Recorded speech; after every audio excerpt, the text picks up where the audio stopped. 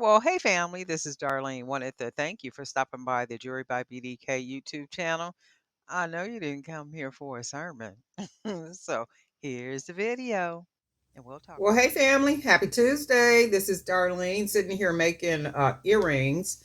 And this is one pair that I made. What I was gonna do was make maybe a four or five pair of earrings, and then they were gonna pretty much be the same earrings because to sell them in bulk.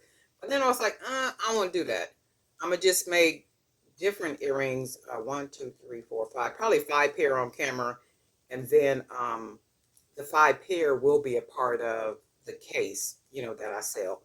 And I was like, okay, I don't want them all to be the same. I just want to go ahead and do them, all different. But this is just a cute little dangle pair, very lightweight, easy with these little glass beads and these little spacer beads here with some little metal butterflies. I put some clear fingernail polish over. So hopefully they don't tarnish or change colors. But that's what we're doing right now. The base of the earrings are going to be, I'm going to be using these little spacer beads. I don't know if these are bone beads or what they are, but anyway, we're going to be using those. We already cut us some wire. So earrings are what, an inch, maybe a little longer than an inch. And with these, I am going to give myself a bigger hoop at the bottom because I am going to add a charm. So it comes out about like this. And this one is not all the way, so let's fix that.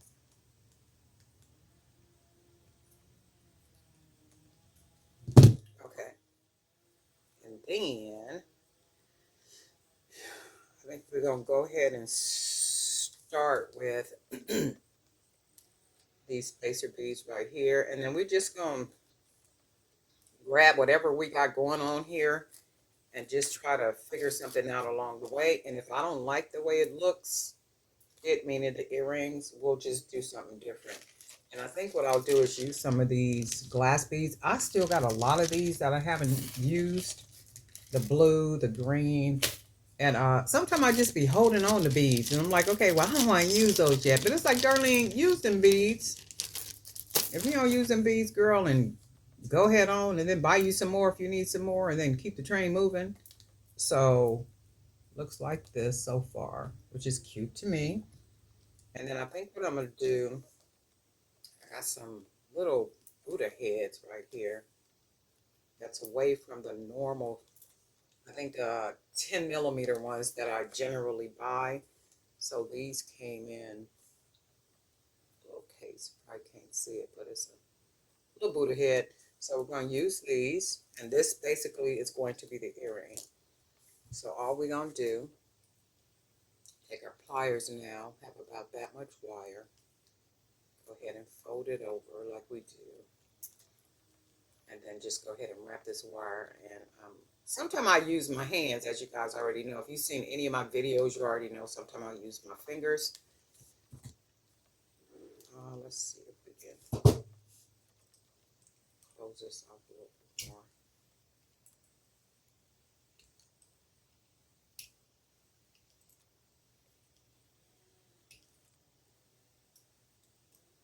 Probably can hear the yard man out there.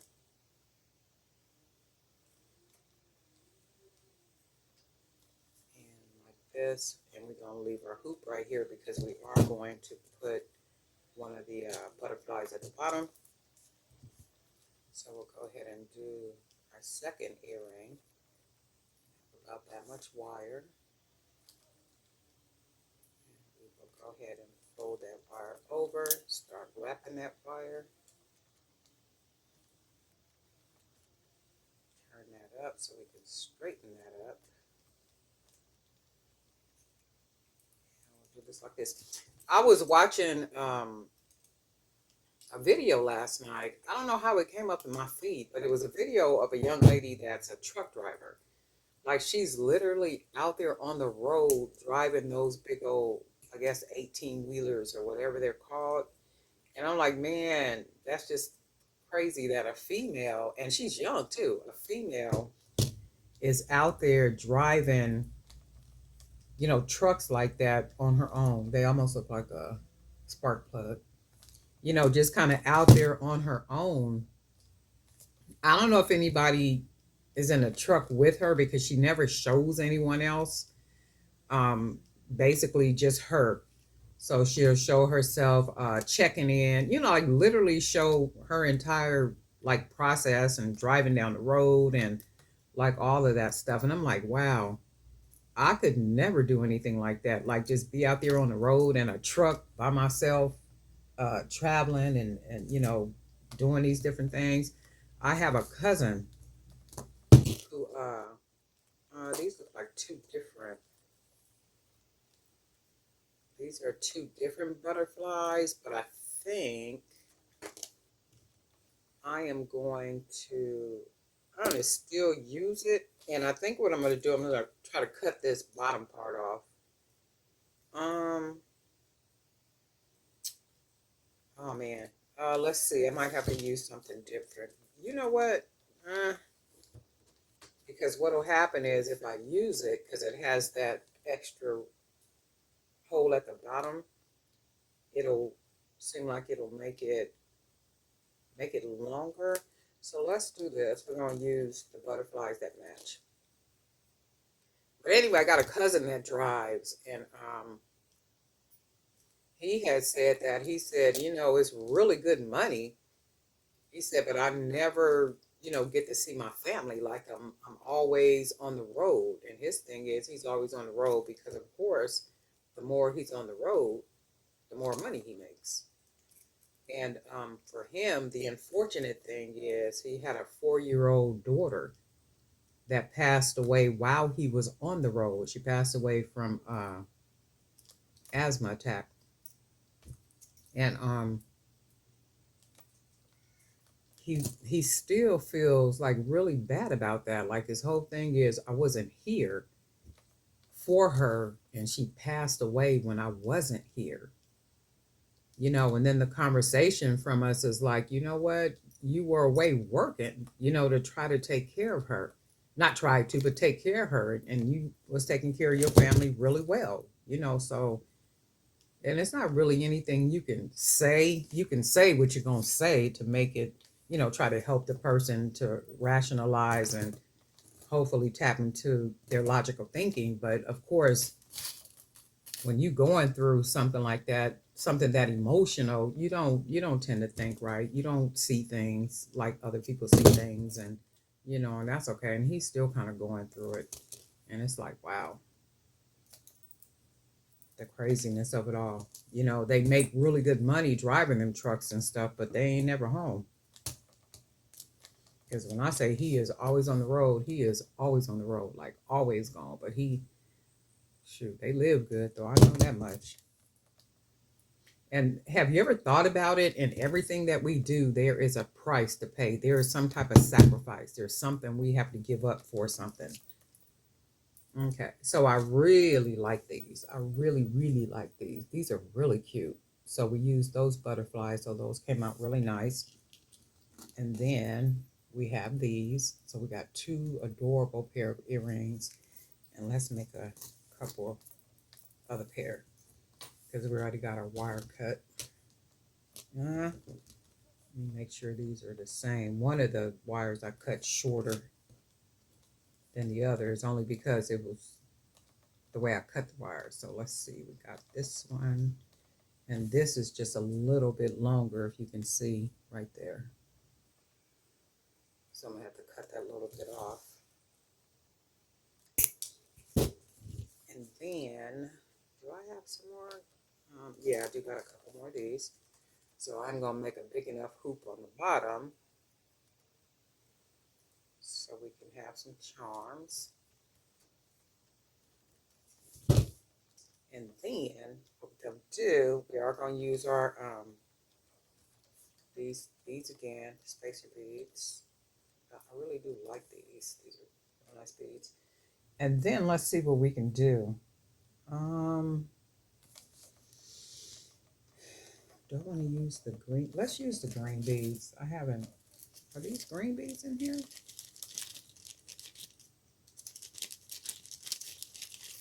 I think I got a couple of green beads in here.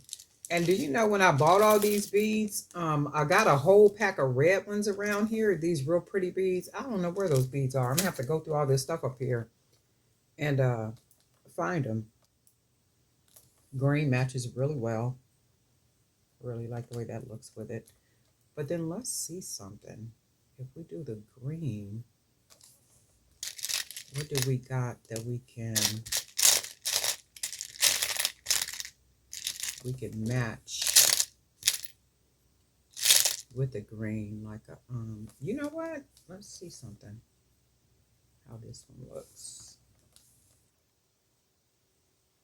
These glass beads right here. That almost looks like it should go this way if I use the bead. So I think, and what I did was I beaded it this way, which makes it look upside down. So what I'm going to do, because I already got the bottoms already rolled up, I'm going to take everything off. And what we're going to do is we will go ahead and bead it this way. Just that simple. And we'll put these back on here. I think this is how I had it. And then we'll do our green. And our green bead. Yep. And then we'll do it that way. And then what we'll do is put our butterfly on the end. So we'll fold our wire down like so. And then we'll go ahead and just start wrapping it.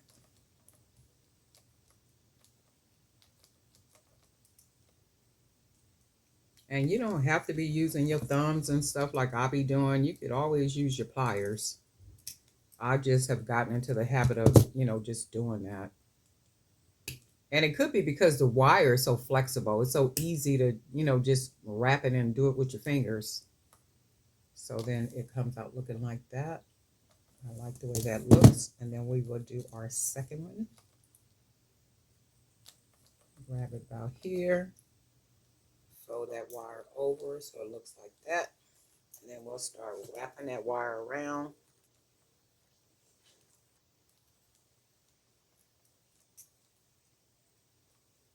And we have that little piece left at the top right there. You probably can't see it, but that little piece of wire right there. And then that's what I'm trying to close off with the pliers. Put a little pressure on it and then just go ahead and close it all the way down. And then what we're going to do is now we're going to go ahead and open the bottom of this hoop just a little bit. And then we'll put our butterfly on here. Sometimes I don't open it up enough. And then we'll go ahead and close it back. Cute, cute, cute. And then we'll go ahead and do our second one for all the cuteness. And then we'll go ahead and close it. So then we've got these two cute little earrings, and we'll go ahead and put our ear wires on here.